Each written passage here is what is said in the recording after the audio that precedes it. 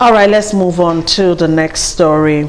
And this time around, we're going to the United States President Donald Trump as he imposes new visa restrictions. The Trump administration yesterday, Monday, extended a ban on green cards issued outside the United States until the end of the year and added many temporary work visas to the freeze, including those used heavily by technology companies and multinational corporations. The administration cast the effort as a way to free up jobs in an economy reeling from the coronavirus pandemic. This, according to predictions, will open up to 525,000 jobs for Americans. Now, the ban on new visas, which takes effect from tomorrow, Wednesday, applies to H-1B visas, which are widely used by major American and Indian technology companies, H-2B visas for non-agricultural seasonal workers,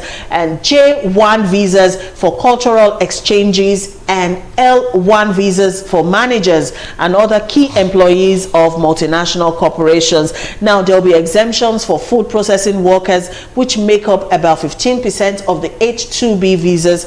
The official said healthcare workers assisting with the fight against coronavirus will continue to be exempted or spared from the green card freeze, though their exemption will be narrower. Wow, this is a bold step by the Trump administration, and what this is about is actually trying to protect American jobs for Americans. Of course, we all know that a lot of Americans are out of jobs as we speak right now because of the pandemic. But quickly, let's go hear it from Fox News. We'll be back.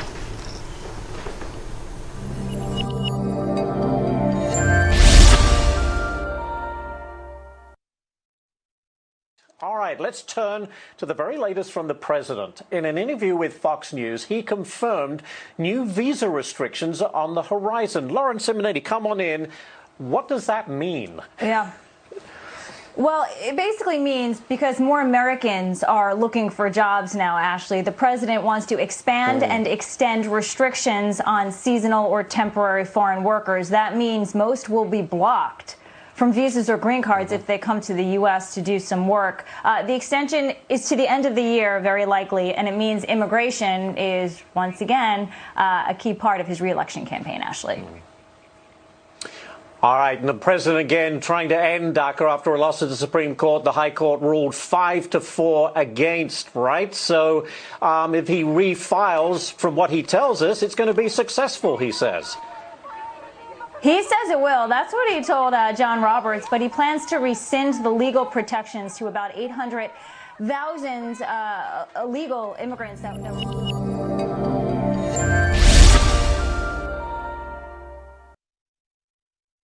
Back. Okay, so I like to put perspective on stories and break it down so that, you know, people who don't understand big grammar can follow.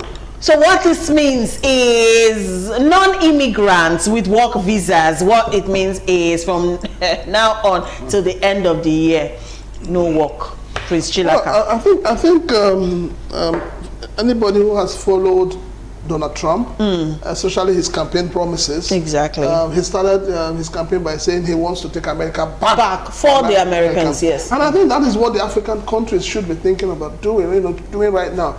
Unfortunately, I don't want to talk about Donald Trump and his policies because it's going to favor Americans. It's not favoring us. But we need to bring it back to us. What are we doing to save jobs in Nigeria?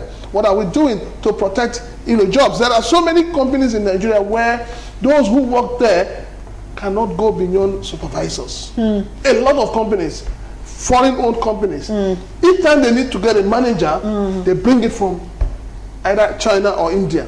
So what are we doing as a country to protect our own people? This is where government should be more responsible. With what has happened with COVID-19, maybe government is not aware. A lot of companies are downsizing. People are being paid half salaries. Some people are not even being paid. So what is government doing to protect the ordinary Nigerian citizens? Exactly. Now, rather than for us to be jubilating, oh, America has it's I feel so bad and I feel so upset because all Nigerians do is everything America, you see everyone on social media, everybody is going crazy. What are we doing as a nation? Mazi, because of our time, we need to go on a break. In 1976, I was in Sokoto, and a Briton was employed in one of the secondary schools in Sokoto to teach. Okay. That was how things were good in those days. But now, when Trump came on board, he said, America should remain for Americans. And you are not talking. I love what he has done. The government here should protect our own job, not bringing school start leavers to be managers here, to be our head of departments. You played a video sometime, was it in which country in Africa that a Chinese man was flogged people? Kenya. Even in Kenya. Even here. See how they even use a caravan to carry our workers, how they treat us. Even pay this company that does weave on along our go and see how much are they paying them? Peanuts. And the government is not even helping matters. Okay, you know what? We need to take a break for the news at the top of the hour. We'll come back and talk about this issue of job losses, you know, due to the pandemic. 525,000 jobs are being salvaged for Americans. That is a government that's proactive, a government that's thinking about its people.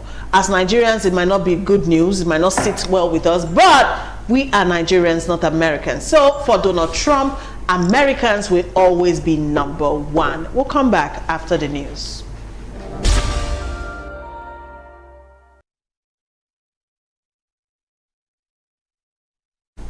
Welcome back to The Buzz. Of course, we're still looking at news trending off of social media. And with me on the program today is Prince Francis Chilaka and Mazi Chinedum Obioha. Welcome back, gentlemen, to the program.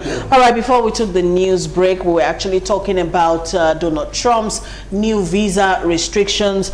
And in his presidential proclamation, Trump said we must remain mindful of the impact of foreign workers on the United States labor market, particularly in the current extraordinary environment of high domestic unemployment and depressed demand for labor. This is a bold move by this administration to protect American jobs. All right, so we're talking about bringing it back home and relating how Nigerians are constantly losing jobs, especially during this coronavirus pandemic period. Mazi. Yeah, I made mention, I made reference in 1970 when I was in Sokoto. Then people are not interested in traveling abroad to work or even to school. But now the reverse has been the case.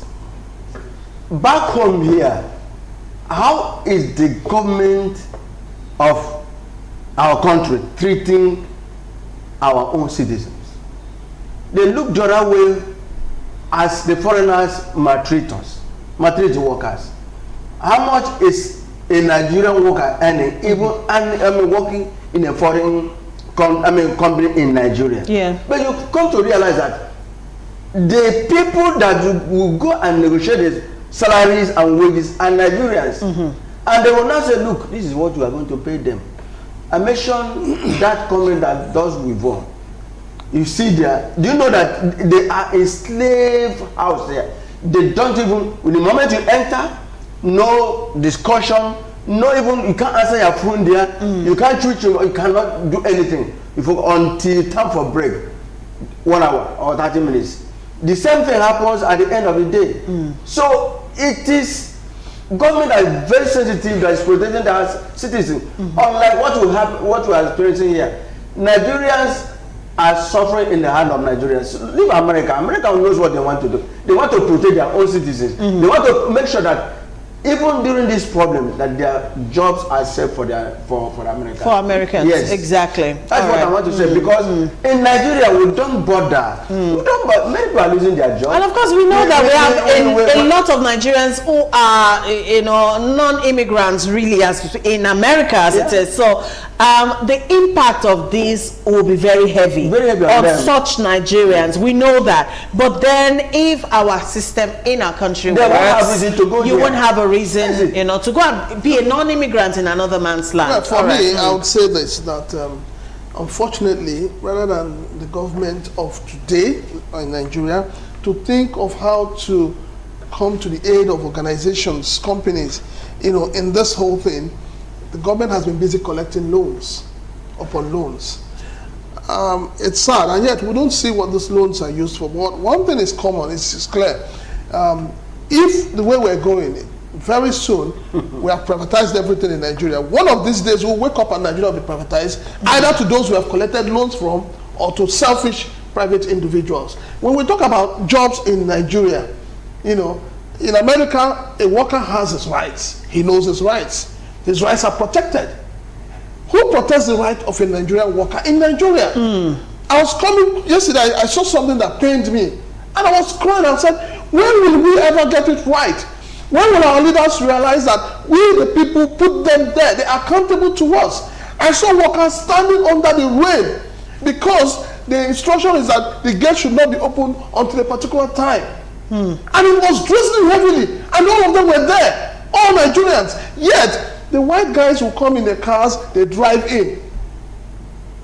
We're still having a slave mentality in Nigeria. And our government is busy promoting that slave mentality. Talk about even the what do you call it, even banks. In January this year, a particular bank laid off about 115 staff. Do you know how they were laid off? They asked them to write a formal letter, not as if they are sacking them. They asked them to write a formal letter withdrawing their services, so that they will not. The matter is in court, and we will not discuss about that. But then, even the minimum wage that some have approved, I mean, the federal government said they were approved in December. Has they been paid? Some people are not being paid. Even 18,000 naira. Where your senators are earning 13,000, I think Ndume complain about 13,000? 13 million. Ndume complain about that, but it's just by you the see, way. when a senator comes, when a senator comes on air and begins to lament, oh, Nigerians are suffering, Nigerians are this, we should do this. I ask the question, have you stopped collecting your salaries?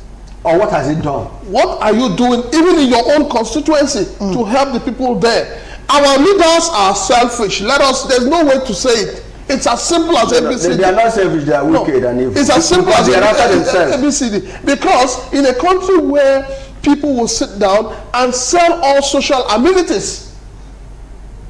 So what is the government providing to the people? What is it? What can any government in Nigeria boast of, say, we are giving the Nigerian people? What are they giving back to the Nigerian people? The American government is saying we are giving back to our Americans. We are protecting our people. How are we being protected in this country? Prince, do you know that some state governments have not paid salaries since September last year? State government that collects their allocation every month. My state, Abia. Look at me. Contradict my. That's actually your camera. Yes, look at the camera. Contradict this statement. These state civil servants. How long did you get your salary? How long did you get your salary? Camera, thank you. Now the health management board, when last you collect your salary? Even the local government, when last you? I mean, in Abia State, what has happened to your salaries? And even the roads you are constructing, I know they are not. You know, what about even the flyover at Osisioma Junction? You are now calling it table. The governor, what have you done? You see, we are in.